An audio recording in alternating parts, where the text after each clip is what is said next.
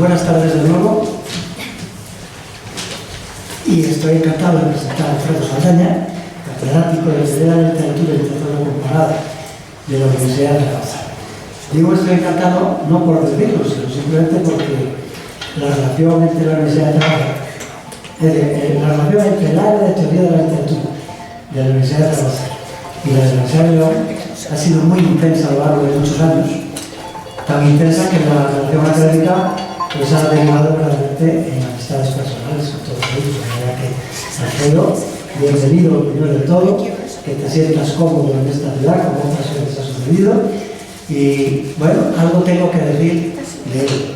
Poco, porque realmente el que tiene que hablar es él, pero, en fin, algo diré. Hay una revista en teoría de la literatura que se llama Tropelías.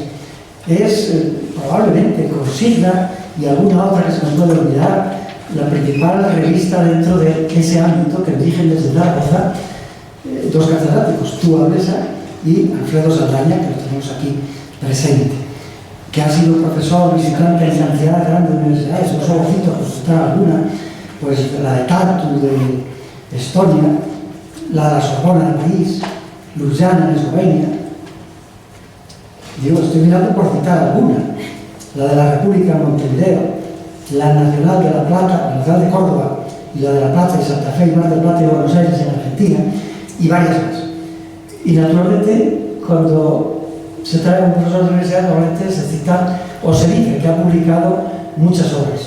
Si yo digo que pasan no del centenar, más de 150 publicaciones entre libros, artículos en revistas, especialidades, etc., me quedo corto.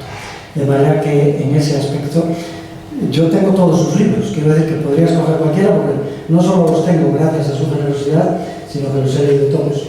Algunos los he reseñado con amplitud, y además, por si había tal, hoy ha llegado a mis manos, me lo había mandado por correo, pero me llegó a la universidad y yo ya no estoy allí, soy un hombre jubilado. Entonces, hoy ha llegado a mis manos dedicado y se lo agradezco. Y me sorprendió y me gustó que el segundo capítulo se titula Imágenes de la Resistencia, porque justamente iba a decir que sus ensayos, sus poesías son de resistencia, y me da la razón. Pero bueno, cito algún título, por ejemplo, porque los títulos de sus libros nos dan un poco la idea de por dónde han ido sus intereses de investigación, que es la posmodernidad, la crítica de la cultura, la poesía, fundamentalmente la poesía, y desde la poesía todos esos campos aledaños. Entonces hay títulos como Modernidad y Posmodernidad, Filosofía de la Cultura y Teoría Estética, del año 97, El poder de la mirada acerca de la poesía española posmoderna, no cito años ya, El texto del mundo, crítica de la imaginación literaria, Un lugar en construcción, crítica y cultura en la posmodernidad, No todo es superficie, poesía española y posmodernidad, La huella en el margen, literatura y pensamiento crítico, y este último, recién salido del horno, la práctica de la teoría, elementos para una crítica de la cultura contemporánea. Tengo también todas sus obras, bueno, aparte de los libros que ha hecho solo en colaboración, publicando un poeta aragonés muy importante de la posguerra, como es Miguel Albacete, con prólogos extensos en algún caso, pero él también es poeta, y al menos ha publicado pues 6 libros de poemas, o 5, más un compendio de todos ellos. Yo lo que te quería decir era que tanto en sus ensayos como en su poesía, Alfredo Saldaña posee un pensamiento crítico, no acomodaticio, resistente frente a los intentos de sometimiento, un pensamiento rebelde, insumiso, enfrentado a los discursos autoritarios. Eso puede comprobarse en sus ensayos, al igual que en su crítica y en su propia poesía. Por ejemplo, en uno de sus poemarios, el último, que se titula Mal País, y que yo entiendo que son reflexiones, entre otras cosas, sobre el lenguaje y la necesidad de despojarlo de los lastres acumulados por la historia, el poder y la tradición, porque la poesía de Saldaña es más lúcida y rica de pensamiento que la que estamos normalmente acostumbrados a leer. Pero en fin, hoy no está aquí como poeta, sino como crítico de poetas. y de nuevo muestro mi contento por tenerlo aquí presente. Eso lo hago en nombre de todos, creo yo, y de forma personal, por lo que he dicho y por la amistad que nos une también. Muchas gracias, Alfredo.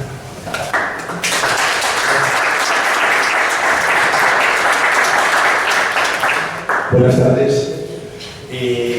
Es un regalo que tengo que agradecerle a Natalia, a Raquel, a Ana, a Sergio, en fin, a todas las personas que han trabajado para que este congreso sea posible y lo podamos celebrar estos días.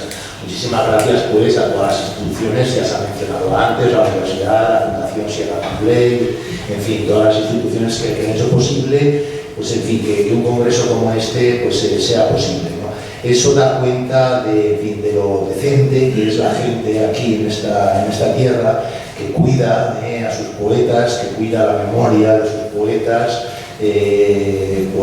escritores, en fin, a los que evidentemente me consta, ¿no?, que se les tuvo mucho afecto, mucho cariño en vida, pero que también, ¿no?, detrás, más allá de ese afecto y de ese cariño, hay un reconocimiento, ¿no?, hacia la escritura, hacia el trabajo, en este caso de Antonio Pereira.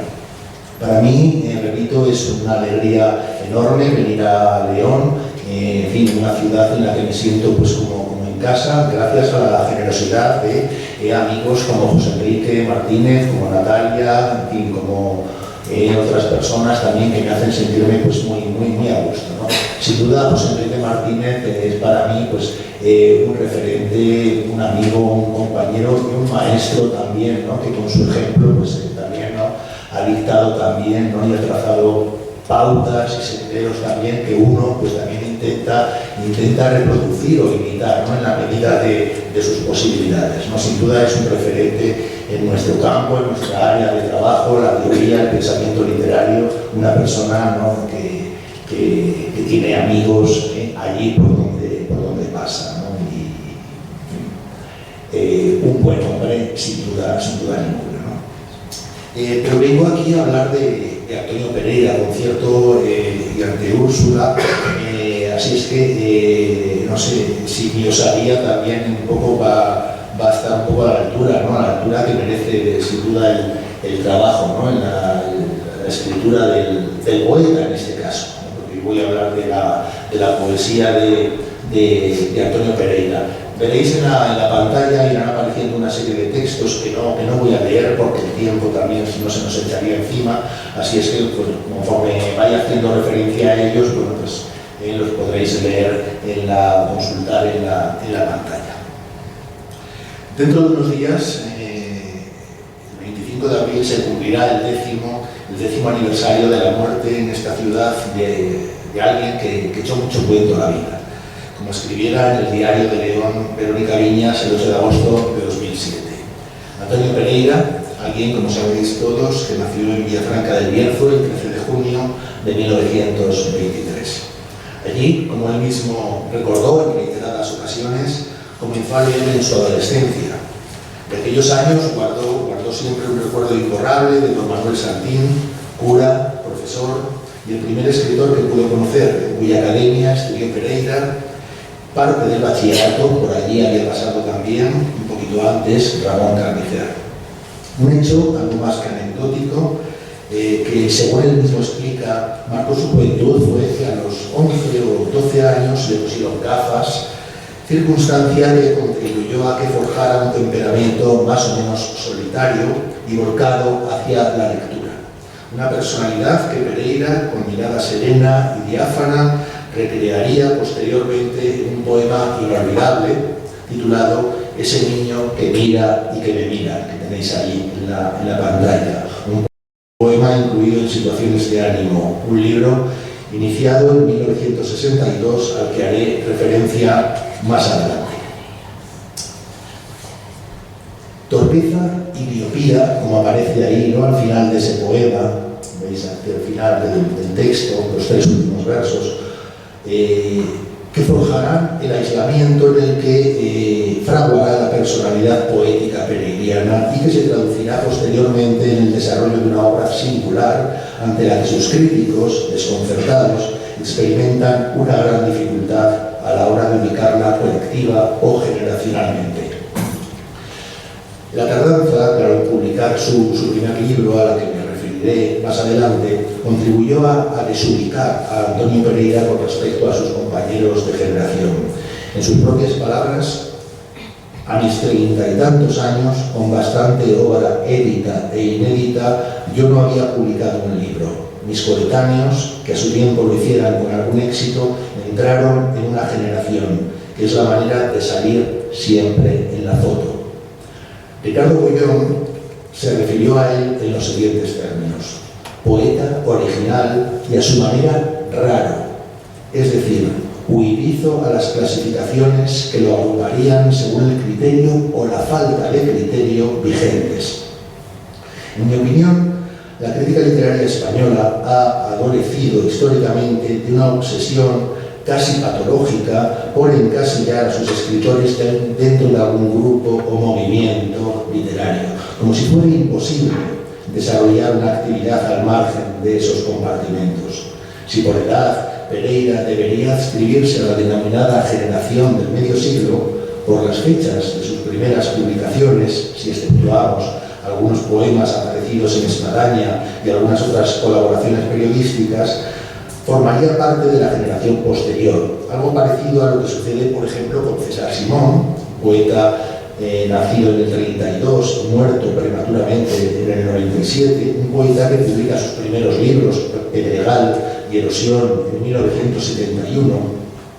Sin embargo, Pereira parece escribir a contracorriente de las sucesivas modas y los modos más en boga de una y otra generación. Pereira es un verso suelto, algo profundamente inoportuno y chinchoso para la crítica literaria. El hecho, y esto apenas se discute desde hace ya bastante tiempo, es que el criterio generacional se muestra sensiblemente estrecho e insuficiente para contextualizar y analizar los planteamientos de algunos escritores.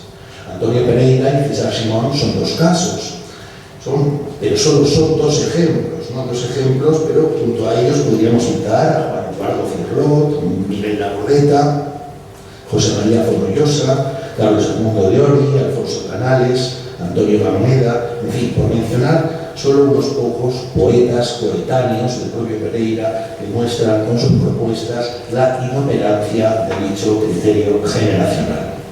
Así pues, nos encontramos con una personalidad volcada hacia la lectura y, de la mano del también villafranquino Antonio Carvajal Álvarez de Toledo, poeta y articulista en prensa, a quien visitaba en su casa de la calle del Agua, asimismo hacia la escritura, pues sus primeras publicaciones datan de cuando tenía 12 o 13 años, en un periodiquito, ha escrito él, que se llamaba El Separador, editado por la Congregación Religiosa de los Operarios Diocesanos, unos curas que se dedicaban justamente a administrar los seminarios. Fue por entonces cuando compuso su primer poema y comenzó a colaborar en diferentes periódicos y revistas. Con 13 años publicó su primer artículo en el Diario de León, una crónica sobre la fraternidad entre Villafranca y Astorga. Se iniciaba así una pasión literaria, en principio poética, que iba a acompañar a Antonio Pereira el resto de su vida. Una pasión que pudo alimentar con las frecuentes visitas a la imprenta y librería que su tío y padrino, Tomás Nieto, tenía en su ciudad natal. Para lo que aquí interesa, la poesía de Antonio Pereira, aquellas visitas fueron importantes porque le permitieron leer obras como Los cantos de Maldoror, de Isidore Dicas, el conde de Lautréamont, y quizás entonces se gestó el germen de ese hábito poético, según ha escrito López Castro, que acompañaría a Pereira a lo largo de su trayectoria y que actuó como un agente unificador de sus diferentes escrituras.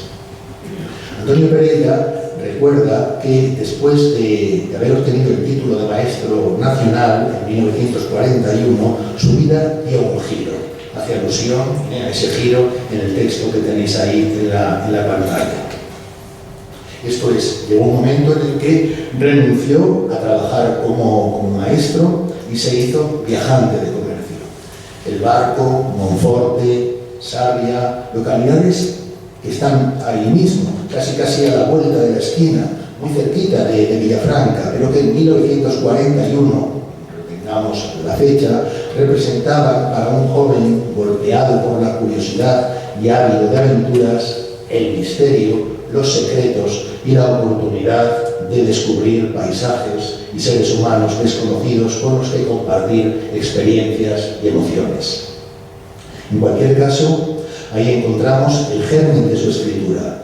Como el propio poeta recordaría años después, entonces comenzó a fijarse en cosas y a escribirlas. En efecto, lugares como estos aparecerán expresamente mencionados en algunos poemas de su primer libro. En 1947, con una descripción geográfica e histórica de Villafranca salpicada de elementos poéticos, gana su primer premio como escritor en un concurso convocado por el Ayuntamiento de León, en el que Victoriano Kremer, por su parte, obtuvo la flor natural, el galardón más prestigioso de los Juegos Florales, un tipo de concurso literario muy extendido a lo largo y ancho de la geografía poética española de aquellos años, ¿no? Un laurel que obtuvo Pereira el año siguiente, en 1948, con un soneto dedicado a la Basílica de San Isidoro. Poco después, en el 49, lo encontramos ya aquí, en la capital de la provincia, en contacto con los miembros de Espadaña, encuentro que resultará decisivo con un grupo, sin embargo, como él ha escrito, al que llegué tarde, casi al final de su movida generación. Ese año, y en el número 38 de esta revista, publicará, agrupados bajo el título general de Poemas del Estío, 3 sonetos de temática amorosa: Sed en los labios, Misa de 12 y 2, 1, 7, 7. Tenéis ahí en la pantalla el primero de ellos, Sed en los labios. Poco después publicaría Sonetos del Bierzo, Viajeros del Alba y algunos otros poemas en diversos números de Alba, revista dirigida primero en A Coruña y luego en Vigo por el también villafranquino Ramón González Alegre, y clave para el resurgimiento de la poesía gallega tras la Guerra Civil. Publicó poemas también en Altano, Arte, Poesía Española, comandada por el garcilasista García Nieto, y más tarde en publicaciones como Caracola, Ínsula, El Extramundi, la leonesa Claraboya, con poemas en los números 2, 5, 9 y 11. Estos poemas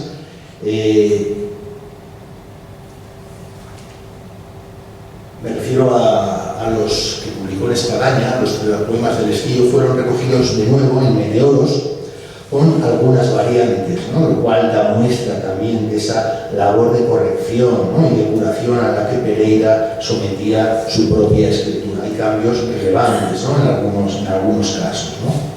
Y sobre Claraboya, bueno, pues recordar quizás en este momento que un acertado y documentado análisis de las relaciones entre Pereira y sus amigos más jóvenes de Claraboya, pues podemos leerlo en el libro de José Antonio Llamas, donde se defiende que uno y otros estuvieron signados por un deseo de superación del realismo social imperante en los 50, la puesta en cuarentena de los García Nieto y Ataláteres, oficialistas de la dictadura, y el rechazo a la sobrecarga esteticista que traerían posteriormente algunos novísimos.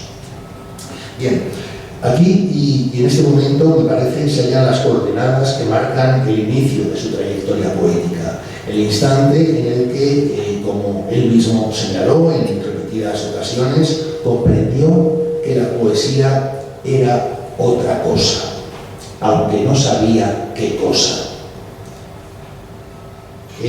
Aunque en rigor Pereira nunca fue un espadañista propiamente dicho, algo parecido a lo que le ocurrió a Antonio Gamoneda, Pereira mantuvo una relación más o menos estrecha y constante con diversos miembros de aquel grupo: Kremer, Nora, López Anglada, Castro Vejero, López Santos, Rabanal, etc. Poco antes se había incorporado a las tertulias de la Biblioteca Azcárate, a la sazón dirigida por el sacerdote Antonio González de Lama, con quien Pereira trabó una estrecha amistad. Con todo, y aunque Pereira se mantuvo, con algunas excepciones, bastante alejado del registro social y político que en aquellos años, los 50, Kremer, Nora, Celaya o Blas de Otero imprimieron a sus propuestas, habría que reconocer que el universo poético de Pereira, más próximo quizás al de Machado que a los de Neruda o St. John Perse, por mencionar solo tres poetas insoslayables, ¿no?, de aquel momento, Pereira encontró en la revista leonesa un caldo de cultivo extraordinariamente nutritivo con el que enriquecer el suyo propio.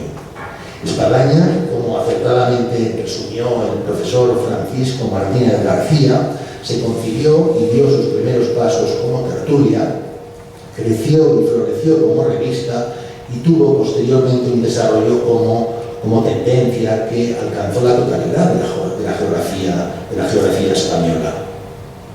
De este modo, León conoce una intensa actividad poética durante las décadas de los años 50 y 60 del siglo pasado, primero gracias a la labor desempeñada por Espadaña entre el 44 y el 51 y después con Claraboya entre el 63 y el 68. Algo parecido, por ejemplo, a lo ocurrido en Zaragoza, es la ciudad de la que vengo, con una ingente labor editorial y de publicación de revistas literarias aglutinadas alrededor de Miguel Labordeta, el poeta que ha citado hace un momento el profesor José Miguel Martínez, ¿no?, y sus compañeros del Nique. Hay que recordar que en el primer número de Espadaña, en el que aparecieron los poemas de Pereira, se publicó un comentario crítico bastante elogioso, por cierto, de su Nido 25, el primer libro de Miguel Labordeta, publicado en el año 48, quien Labordeta posteriormente, en el año 50, en el número 47 de la revista, publicó un manifiesto titulado Poesía Revolucionaria, en el que carga contra una poesía, bueno, aprendamos la fecha, 1950, en el que carga contra una poesía adocenada por la subvención oficial, mediocre, lastrada por la nostalgia, insoportablemente perfecta y putrefacta, frente a la que surge lo esencial de su particular propuesta poética, que no es otra cosa que la insumisión, la contradicción y la autocrítica permanentes hasta el punto de contradecirse de una manera radical, desautorizándose incluso. Aunque un lector menos avisado no sea consciente de ello, es sabido que la poesía acompañó a Pereira a lo largo de toda su vida de una manera constante e intensa. Y ello, como hoy conocemos, hasta el final de sus días. Siempre se consideró un poeta, lo dijo por activa y por pasiva, lo mismo cuando escribía en verso que cuando lo hacía en prosa. Creencia que, como digo, puede resultar chocante a algunos de sus lectores menos enterados. En una entrevista publicada en el Diario de León, el 8 de agosto de 2007, al hilo de la aparición de meteoros, afirmó: «Tenía ganas de reverdecer mi condición de poeta, aunque tanto si escribo en verso como si lo hago en prosa, escribo siempre con voluntad esencial de poesía». Unas declaraciones, me parece, enormemente relevantes de alguien que desde sus raíces escribió de manera persistente como un poeta. El título, entre paréntesis, el título del volumen, Meteoros, procede del poema El pudor era un meteoro, incluido en dibujo de figura. Por otra parte, Meteoros, en opinión de Armando López Castro, guarda una cierta relación con la naturaleza de la palabra poética, la cual, dice él, ha de ser sentida en la inmediatez de su repentina aparición. Claro, aunque ha pasado a la historia literaria Pereira como un extraordinario narrador, un escritor de cuentos y de algunas novelas que le han reportado, sin duda, numerosas alegrías y un gran reconocimiento crítico, Pereira, insisto, y él lo repitió en reiteradas ocasiones, ¿no?, que le gustaría ser recordado como poeta lírico. Decía, cuanto más lírico, mejor, ¿no? Palabras que dan cuenta del considerable valor que otorgó siempre a la poesía. Aunque, como ya he recordado, tardara en publicar su primer libro, Pereira fue un escritor precoz, Con 9, tal vez 10 años, escribió versos como estos que aparecen ahí en la pantalla, ¿no? Unos versos que pasan por ser, según confesión propia, los 4 primeros versos que garabateara al albur de una ensoñación provocada por una niña de Bilbao. Una precocidad que lamentaría posteriormente y hacia la que siempre mostró una nula simpatía, pero, como asimismo reconoció, también conviene recordarlo, tardó en publicar, lo que da esa falsa impresión de poeta tardío. Habrá que esperar hasta 1964, a punto de cumplir Pereira 41 años de edad, el colofón fecha la impresión del libro el 15 de mayo, para la publicación de ese primer libro, ¿no? El Regreso, volumen 220 de la legendaria colección Adonais, de la que Pereira era suscriptor de honor, con el número 13, y que de alguna manera cierra una primera etapa de su producción poética. Retengamos la fecha, 1964. Es el año en el que algunos poetas de la generación, podríamos decir, no me gusta hablar mucho de generaciones, pero bueno, quizás sea una manera rápida, ¿no?, para entendernos, ¿no? Es la fecha, 1964, es el año en el que algunos poetas, diríamos de la promoción posterior a la de Pereira, publican sus primeros libros. El año, por ejemplo, en el que Ferran Pellerín publica De las condiciones humanas, José María Álvarez, libro de las nuevas herramientas. Un año antes, en el 63, entonces Pedro Gimferrer había dado a la imprenta Mensaje del Tetrarca. Un año después, en el 65, Ullán publicaría El Jornal de Amor Peninsular. Una etapa, pues, en la que comienza a fraguarse un nuevo tipo de poesía que recupera algunas técnicas vanguardistas, más o menos irracionalista, barroquizante y culturalista, caracterizada por una cierta ruptura con el realismo social imperante. Y la poesía de Antonio Pereira emerge con determinación, a contracorriente, a contrapelo de todas estas poéticas, con determinación y regularidad, pues en 8 años, del 64 al 72, publicará 4 libros y su primera antología. Con este libro, el primero, El Regreso, se dio a conocer el panorama literario, aprendió a medir el valor de las palabras y el silencio, trazando un lenguaje dotado de una considerable unidad temática y formal, con una contrastada cohesión musical y un potente sentido del ritmo. El resultado es un libro en el que lo particular y lo general, lo singular y lo colectivo, lo local y lo universal se yuxtaponen sin anularse recíprocamente en ningún momento. De hecho, José Enrique Martínez distingue 2 partes en el poemario. Dicen, en la primera el autor poetiza vivencias de desterrado, de viajero, de habitante, de ciudades sucesivas, de paisajes no familiares, silencio, soledad, hostilidad, son los sentires del desterrado. La segunda parte poetiza el gozo de lo conocido, de la costumbre, reverdeciendo la sensación de seguridad y el sentido de la intrahistoria. Dedicado a su esposa, expresamente mencionada en el poema titulado Úrsula Ciudad, el libro desfila inocencia y sencillez por todas sus páginas.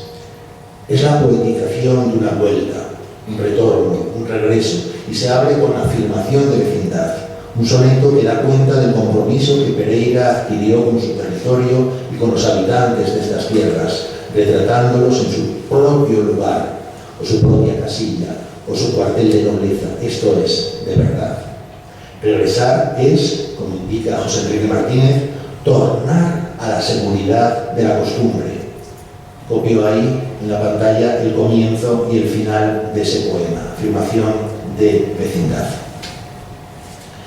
Este soneto contiene toda una declaración de intenciones de esa sensación de vecindad, cercanía y complicidad que esta escritura genera entre muchos de sus lectores. Es un ejemplo de la labor de reescritura que en ocasiones Pereira llevó a cabo. Tras su primera publicación, en El Regreso, En el 64 el texto se reeditó sin cambios en Contar y Seguir y con alteraciones relevantes en el segundo cuarteto en Meteoros, ¿no? Un libro, antología de 2006. Tenéis ahí en la pantalla las dos versiones de ese fragmento, ¿no? Si miramos a la izquierda, veis la versión primera, del año 64, a la derecha la versión recogida en Meteoros.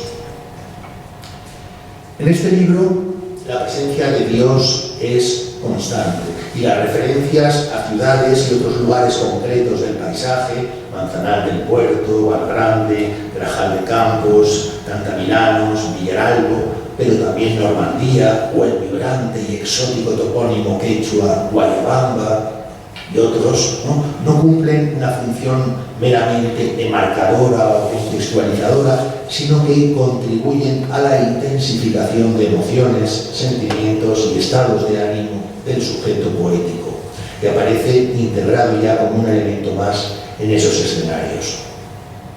Como en una especie de diario de a bordo, ese sujeto acabará disolviéndose para dejar que sean el propio viaje y el paisaje real e imaginario los auténticos protagonistas del libro. En el poema que cierra la primera parte, uno de los más logrados, a mi juicio, del conjunto, titulado, como el propio libro, El regreso, declara su jubilosa vuelta a casa, su amor a los 100.000 habitantes de esa ciudad que no menciona por su nombre y que hoy acoge este congreso, al tiempo que es un extraordinario ejemplo de filtrado de la memoria y el territorio a través del lenguaje poético. Tenéis ahí en la pantalla los últimos versos de El regreso.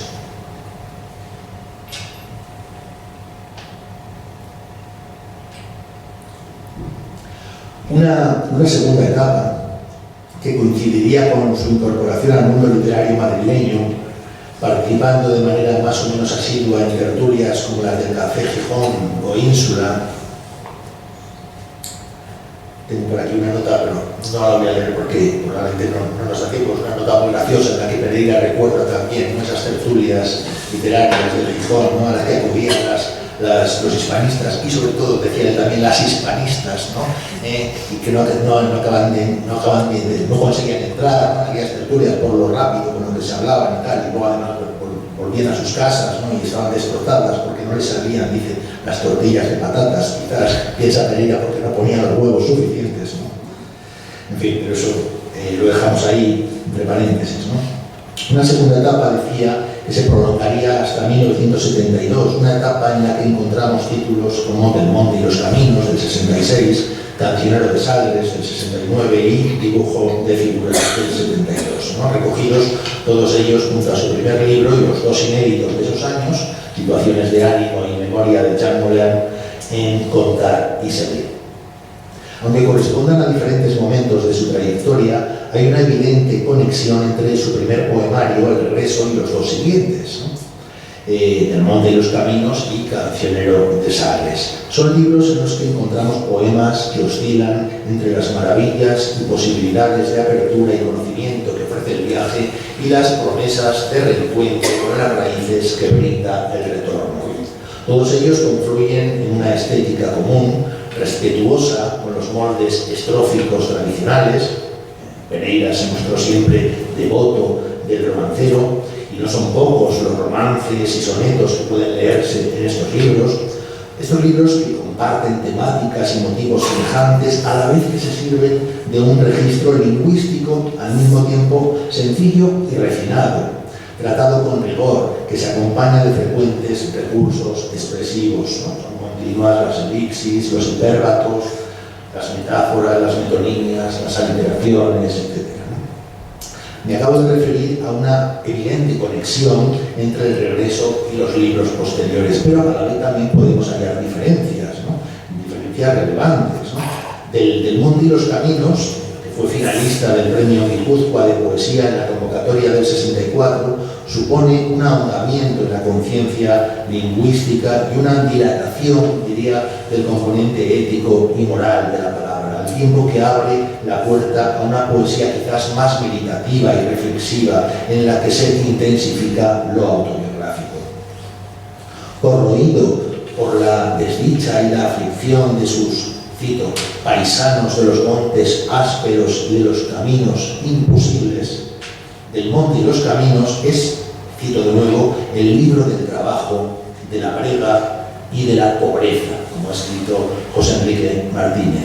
Pereira ahonda en su posición itinerante, pero al mismo tiempo da un giro a su escritura y se adentra en otro tipo de poesía, una poesía quizás de liberación moral, creada en cada momento en que el poeta, indeciso entre lo que sabe de sí mismo y quiere para sí y lo que quiere de ella y del mundo, se pierde hacia el exterior, sin dejar de recobrar en cada impulso su propio ser de hombre y espectador. Así es la poesía que podemos leer en Del monte y los caminos, un libro armado a través del viaje como motivo vehicular, configurado como una suerte de ajuste de cuentas con la memoria personal, familiar y colectiva, y en el que se rinde homenaje a toda esa gente sufrida que tradicionalmente ha vivido en el lado más hostil y adverso de la historia. Un libro, en suma, en el que lo ético y lo estético comparten un mismo objetivo. Hasta tal punto es su complicidad con esa gente que el poeta percibe, intuye quizás, que su canto no es suficiente para remediar tanto dolor, tanta adversidad, tanta injusticia, ¿no? Y reclama eso que podéis leer ahí en la pantalla, una herramienta para romper el paso, etcétera, etcétera.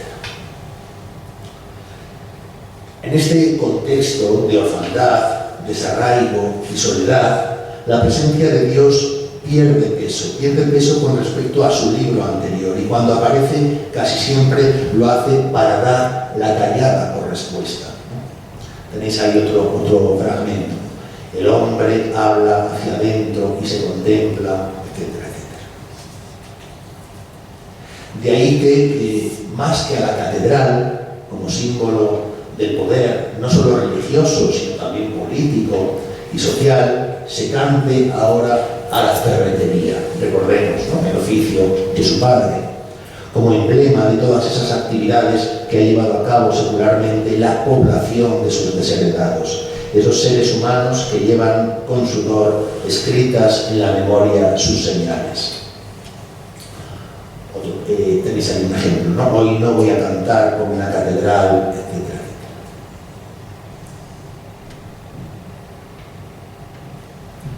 Cancionero de Sagres, del 69, se publicó en la colección Arbolé, dirigida por el en su momento espadañista Luis López Anglada, que firma el texto de la primera solapa, y de la que Pereira, una colección de la que Pereira era suscriptor especial. Se trata de una poesía de corte tradicional, popular, que bebe en los villancicos, las jarchas y las cantigas de amigo baraico-portuguesas, registros por los que Pereira mostró siempre un gran interés. De este modo, quizás sea este el libro más lírico de cuantos escribió Pereira, la obra en la que el cantar se impone sobre el contar, y ello ya desde el mismo título, ¿no?, Cancionero. Repleto de imágenes y referencias a la geografía, a la historia y la cultura lusitanas, es obvio que el libro, aunque no expresamente, está dedicado a Portugal, país, decía Pereira, país de rosas y quebranto, la nación, decía, que más quiero después de la mía, un canto armado sin que ese aprecio le conduzca hacia una expresión desaforadamente elogiosa, escrito en el país vecino, sobre el terreno, como afirma el poeta, durante la dictadura de Antonio de Oliveira Salazar, circunstancia que, sin dotar al libro de un contenido político testimonial determinados, aflora en muchas de sus páginas en ese aliento de complicidad y solidaridad con los más humildes y desarraigados, a quienes en Coral de Lisboa se dirige en esos términos que tenéis ahí en la pantalla. Como es sabido, Sagres es una freguesia, una pedanía, un barrio, una feligresía, una parroquia del concello de Vila do Bispo, en el extremo más occidental del Algarve. Allí pasó sus últimos años, allí soñó, y murió Enrique el Navegante, infante de Portugal y primer duque de Viseu. Sin embargo, ese lugar funciona aquí como sinécdoque de un país que el sujeto de la Anunciación siente como propio. Un país cuyos habitantes, dice Pereira, solo hablan con su silencio. A ellos, a sus desvelos, conflictos y adversidades, se refiere el poeta cuando escribe: yo canto por los que quedan, patria a la que nadie nombra. El poemario incluye canciones, romances, seguidillas y una emocionada elegía a su amigo Ramón González Alegre, muerto a los 47 años, en septiembre del 68, y con él Pereira se lanza a la búsqueda de una poesía necesaria, a la luz quizás del Kremer de Nuevos Cantos de Vida y Esperanza, del Celaya de La poesía es un arma cargada de futuro, o del Blas de Otero de la inmensa mayoría. Poema de Pido la paz y la palabra, en el que el bilbaíno retrata a ese poeta que decide bajar de su particular torre de marfil y salir a la calle para escuchar los latidos de la gente. Así, en Biografía, Pereira escribe versos como esos que aparecen ahí en la pantalla.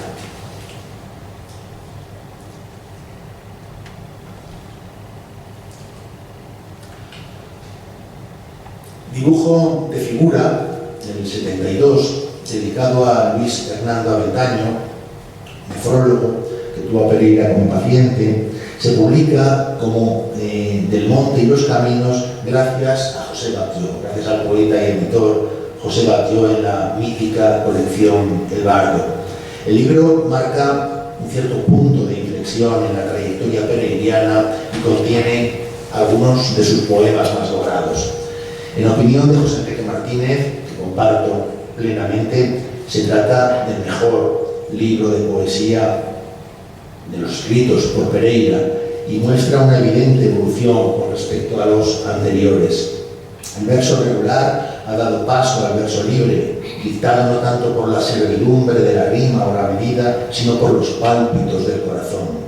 La jerarquía sintáctica se ha difuminado debido en parte a una relajación de la puntuación y al mismo tiempo el coloquialismo ha ganado terreno con expresiones propias del lenguaje oral, presentes, sí, desde el primer libro a lo largo de toda su obra. Todo ello apuntalado sobre una ironía cervantina y socarrona y sin perder el sentido del ritmo y el contacto con algunos tópicos de nuestra tradición literaria, como sucede con estos versos que reescriben el comienzo de las conocidísimas coplas a la muerte de su padre, manriqueñas, ¿no? Pero el seso se aviva y se despierta para la vida más que por la muerte. Una muerte que, sin embargo, aparece incorporada en la sección que cierra el libro, Consolación a Claudia, donde el poeta, a lo largo de 7 poemas escritos en un tono marcadamente intimista y confidencial, recuerda a su madre, fallecida en el 68. El texto que abre esa parte se inicia con esos versos que aparecen ahí en la pantalla.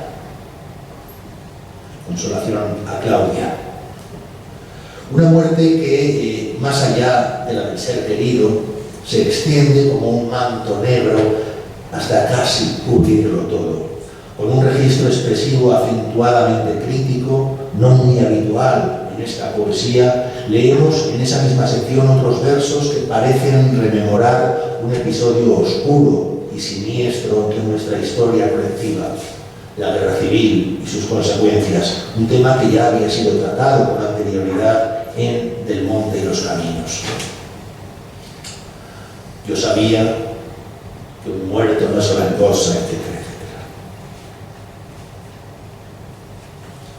El libro, por otra parte, da cuenta de esa mesura y esa contención con las que Pereira afrontó siempre su trabajo poético. Da cuenta también del valor que en todo momento concedió a las palabras y con ellas también al silencio. Tenéis ahí en la pantalla por cada verso que os he dado en limpio, etcétera, etcétera, ¿no? y se produce una ampliación del horizonte temático con la incorporación de nuevos motivos signados por la ironía, el ingenio y el erotismo. Rasgos, todos ellos, que establecen puentes y paralelismos con su escritura narrativa. El cuento literario, escribió en cierta ocasión Pereira, tiene mucha afinidad con el poema y además en mi poesía no es difícil encontrar ingredientes narrativos.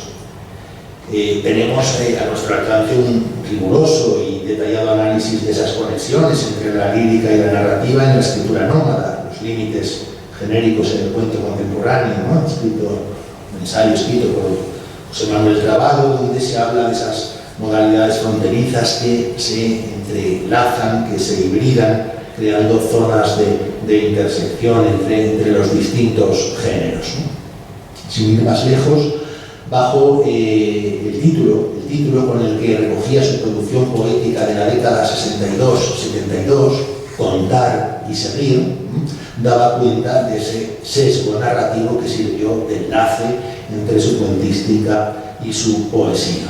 Más aún, el propio Pereira ha reconocido en más de una ocasión que en sus libros de cuentos hay textos con un altísimo voltaje poético. De hecho, esa vinculación entre ambos géneros ha sido diagnosticada por todos los lectores, empezando por el propio Antonio Pereira, quien va todavía más lejos y reconoce la obligación contraída por su escritura narrativa con la poesía. Dice, son sus palabras, la deuda que como cuentista mantengo con la poesía va más allá de algunos préstamos temáticos. La aportación que me hizo la poesía está en dos puntos. Uno, el potencial de sugerencia de las palabras. Otro, el sentido de la economía procesal. En términos semejantes, Pereira abundó en la proximidad entre el poema y el cuento en la citada entrevista de 2007. Allí habló de economía verbal, potenciación del lenguaje, poder de sugerencia de la palabra, llamada a la complicidad del lector, como rasgos comunes entre ambas modalidades genéricas. Esa economía procesal o verbal, esa renuncia a los meandros y digresiones, como diría el propio Pereira, guarda una relación muy estrecha con la labor de condensación o síntesis que debe orientar todo poema. Todo esto lo ha estudiado muy bien y por extenso Carmen Busmayor, ¿no? Así pues, contar y no cantar, y seguir, contar y seguir es el título elegido para reunir su poesía hasta ese año, el 72, como si el poeta, marcado profundamente por la tradición oral, quisiera recordarnos que su trabajo consiste no tanto en loar o entonar los grandes hechos de la vida, como en relatar o referir por un registro nada hinchado y ampuloso sucesos protagonizados por la gente corriente. En 1972 inicia una nueva etapa, volcado casi de forma exclusiva hacia el cuento, marcada por la reedición de sus libros, a veces con nuevos, pocos poemas añadidos, en selecciones antológicas o de manera completa, con obras como Antología de la Seda y el Hierro, una selección personal con poemas ya divulgados que incluía 12 inéditos que daban cuenta de una gran diversidad temática y tonal, Raros y no olvidados en el 87, un volumen que recogió 10 textos pertenecientes a diferentes etapas no publicados anteriormente en el libro, Poemas de ciudades en el 94, edición novenal del Ayuntamiento de Ponferrada con 9 poemas ya publicados anteriormente, Una tarde a las 8 del 95, una edición de Bibliófilo que incluía 16 composiciones de Pereira acompañadas de 8 ilustraciones del recordado artista leonés Tino Batalán. Entre esos textos podemos leer unas prescripciones del vino en las que, como señala José Enrique Martínez, el vino se presenta como símbolo de comunidad, solidaridad y sentido de la igualdad entre los que confraternizan ante un chato. Claro, esto es válido en un contexto, me temo, ya pasado. Ese contexto haya que explicar sobre las personas más jóvenes que se encuentran en la sala, ¿no? Un contexto en el que chatear efectivamente consistía en beber chatos, es decir, vasos de vino, y no en mantener conversaciones mediante chats. Poemas del claustro, un volumen que contiene, entre otros textos de Hilario Rendidor y Villena, 11 poemas de Pereira, 3 de ellos inéditos, y la ya citada Meteoros, o el volumen de 2006, que le permitió revisar y corregir sus propios poemas, ¿no? Me voy saltando algunas cosas, Natalia, quizá porque veo que el tiempo se echa encima.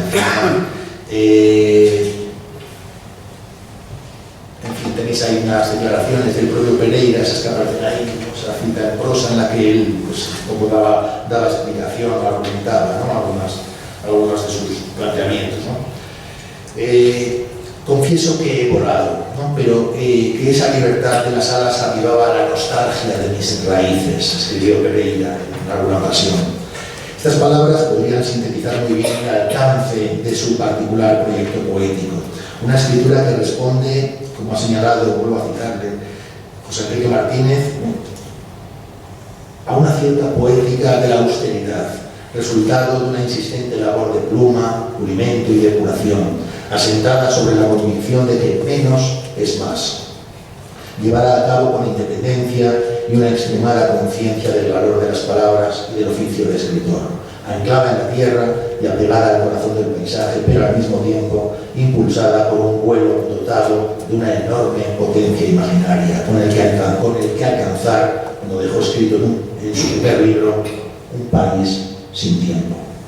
Antonio Pereira nunca formó parte de ese aparato más mediático y publicitario que estrictamente estético que suele acompañar el curso y la consolidación de las generaciones literarias. Apenas participó en banquetes y celebraciones legarias, actos y movimientos colectivos lastrados por el interés comercial y no orientados por el valor o la calidad de los propios textos literarios. De alguna manera, su propuesta cayó en tierra de nadie, entre sociales y novísimos, y fue recibida con oídos sordos. Con los pies en la tierra y el corazón y la inteligencia en alto vuelo, Pereira desarrolló dicho proyecto como un oficio no altivo, sino humilde, de manera independiente, al margen de tendencias, escuelas y corrientes en las que disolver su singular propuesta literaria. Una invitación que se materializa en este caso en una obra poética centrada en lo medular del ser humano, la soledad, la melancolía que genera el desarraigo, el amor en algunas de sus manifestaciones, el vértigo ante el paso del tiempo, la presencia amenazante o liberadora de la muerte, etcétera, etcétera. Constantes universales que el poeta supo recrear a través de sujetos, paisajes y contextos más o menos próximos, identificados sin demasiada dificultad. Se presenta así Pereira como un escritor de la memoria personal y colectiva, del uno entre todos, con todos, una memoria en la que los recuerdos, como declaró en repetidas ocasiones, comparten escenario con las invenciones. Desarrolló aquí, en su particular noroeste peninsular, como lo hiciera en su noroeste argentino ese gran narrador que fue Héctor Tizón, al describir los parajes de la Puna, un mundo propio, apegado a la realidad del paisaje y del paisanaje, hasta el punto de que los seres humanos que va encontrando por los caminos son parte esencial de esos escenarios. Abarrotado de imágenes cargadas de una plasticidad torrencial, un mundo propio, singular y a la vez universal, convirtiéndose así, como puede leerse en la solapa de su primer libro publicado, en un poeta de lo provincial dicho universalmente. Un poeta, sin embargo, arraigado en unas raíces abatidas por el viento de la imaginación. Hubo un momento, termino ya, lo he recordado hace un instante, en el que Antonio Pereira comprendió que la poesía era otra cosa. Otra cosa. Las palabras aparecen en cursiva en el texto del poeta. Algo, no sabemos muy bien qué. Algo que conlleva quizás una labor de vigilancia y escucha, como si esa otredad nos demandase una disponibilidad y una atención extremas al remitirnos a un mundo ajeno, inédito, en gran parte desconocido, un mundo inexplorado o por construir, metáfora de esa otra realidad que al mismo tiempo nos falta y nos completa y que solo son capaces de descifrar aquellos cuyo trabajo se asienta en la mirada. Una mirada que Pereira posó con intensidad y precisión sobre paisajes físicos e imaginarios, con la que construyó una realidad poética política a la que se entregó de un modo incondicional y en la que finalmente y desde el principio encontró consuelo y misericordia. En sus propias palabras, en esa de la pantalla, la poesía, más que conocimiento o comunicación, es para mí una tregua de consolación.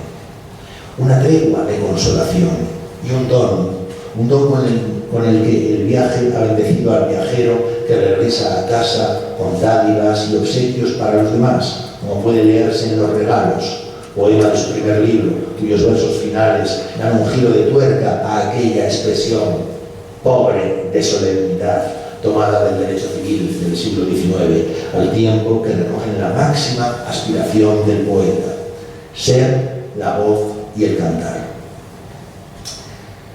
Una tregua de consolación, un don y, podríamos añadir ahora, una vía de expresión para reflejar con un lenguaje concentrado y extrañamente corriente los alientos esenciales de la vida.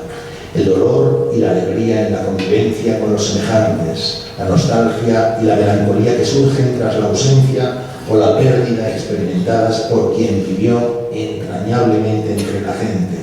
Una vía de expresión con la que Antonio Pereira, además de divertir y entretener, no dejó de conmover y hacer reflexionar a sus lectores. Muchas gracias.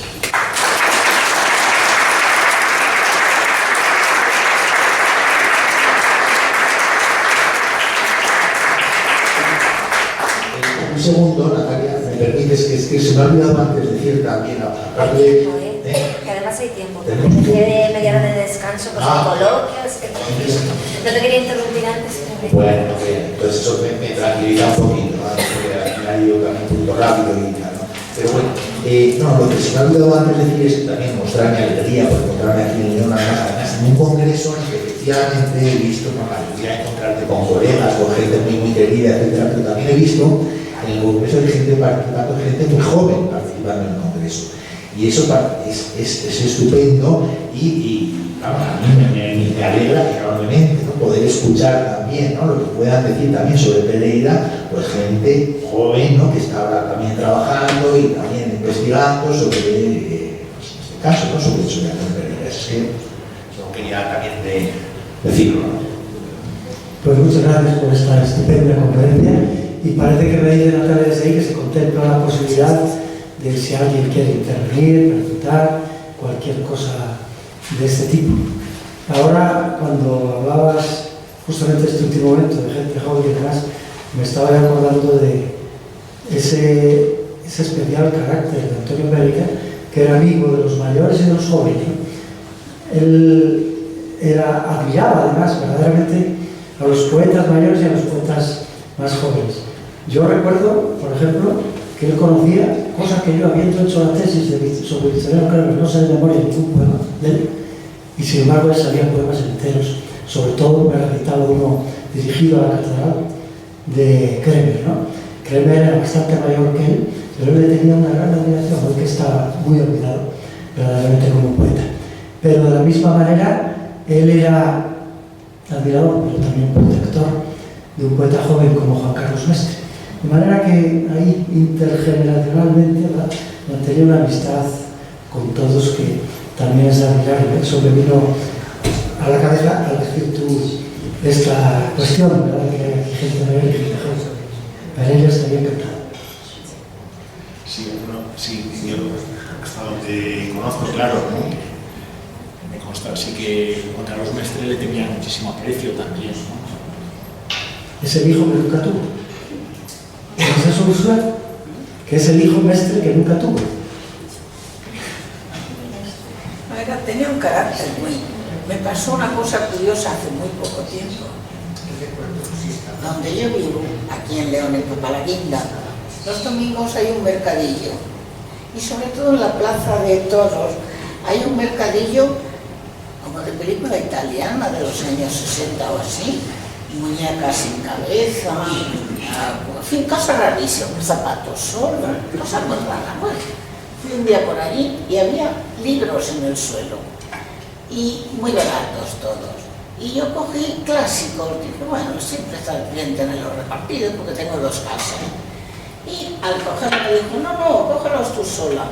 Los cogí y al coger había debajo uno de Antonio Pereira que yo no tenía, porque eran aquellos libros que los periódicos pues tan pronto daban el domingo cacerolas como toallas, como libros. Y luego, bueno, pues también me voy a llevar este, pero yo, como si fuera Fenicia, digo, pero por el mismo precio, no te pago más. ¿Qué dices? Pero tú sabes quién era Pereira. Pereira era extraordinario. Mira, vivía aquí en Papalaguinda, paseaba por Papalaguinda, hablaba con todo el mundo. Él no te creas que era... No, él hablaba con todo el mundo, hacía amistad con todo el mundo, ligaba operación con todo, lo que te has perdido.